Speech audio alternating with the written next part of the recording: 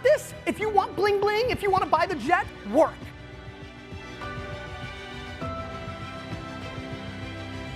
My clarity on my professional goal, which is the vanity professional goal of buying the New York Jets, but more importantly, the depth of that, which is the process of trying to buy the Jets, has absolutely, and then my real one that I don't talk about that often, but once in a while on the show, of like getting everybody to be guilted into going to my, like Sean, you'll come to my funeral, right? Awesome. So like, you know, that to me allows me to interact the way, that's what, like making sure that everybody comes to my funeral is probably the reason I need to get salty to have like the tough conversations, because I'm soft that way because I just love. I also hate football. So I think the clarity really matters. I think a lot of you, and I've been reading a lot of your comments, especially on Instagram, I'm really deeply entrenched there right now. So start leaving more comments because that is 100% a place I'm gonna see them. And by the way, actually, let me take a step back. Thank you so much, Vayner. The real answers to who are you guys saw, like deep. I'm gonna go review and read everyone one more time. I read probably 40%. I'm gonna read them all because I'm just too appreciative that you actually did that. There was some deep stuff, some very real stuff. If you really want to be successful, you need to make sure that you are totally going after every single goal of yours. But the only way you're going to be able to do that is if you're truly passionate and you truly love whatever it is that you're pursuing. If you're stuck pursuing what other people are telling you to pursue and you don't genuinely enjoy that with the whole heart of yours, then you're not going to truly become successful. You need to make sure that you are constantly chasing whatever it is that you are truly passionate about, not what other people tell you to do, but what you really want to do, because that's what it is all about. Making sure that you're doing whatever it is that you love, and that will motivate you to get up and go after your goals, because you're going to know that's going to benefit you and you're going to enjoy doing it. And you're not going to be stuck doing something for somebody else who's going to help themselves. You're going to be doing something that's going to help benefit you and help you alone. A lot of people are going to tell you whatever it is you're trying to do is impossible, or it's not going to work, or you don't have the time or the energy, whatever the case may be. And you need to use them as motivation to go out and keep pursuing your goals and go even harder and get there faster, because the reason why they don't believe in you is because they are the type of people that said they have dreams and they want to pursue them, yet they never take an action to do so. So one of the hardest things to do is just start pursuing your goals, and once you do that, it's upwards from there, because it's going to be so much fun and excitement and a little bit of a challenge as well. Andre, I'll take this one first.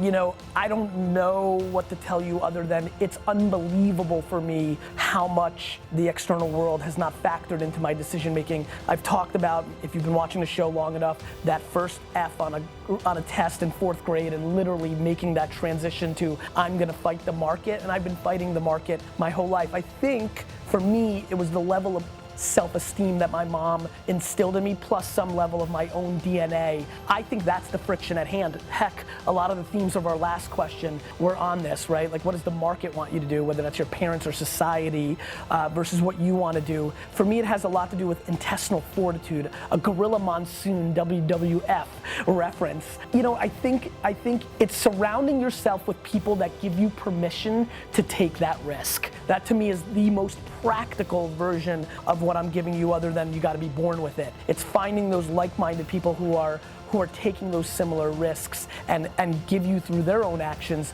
a little more oomph. Or if you're amazingly lucky to have the parental or mentor infrastructure above you that created that context.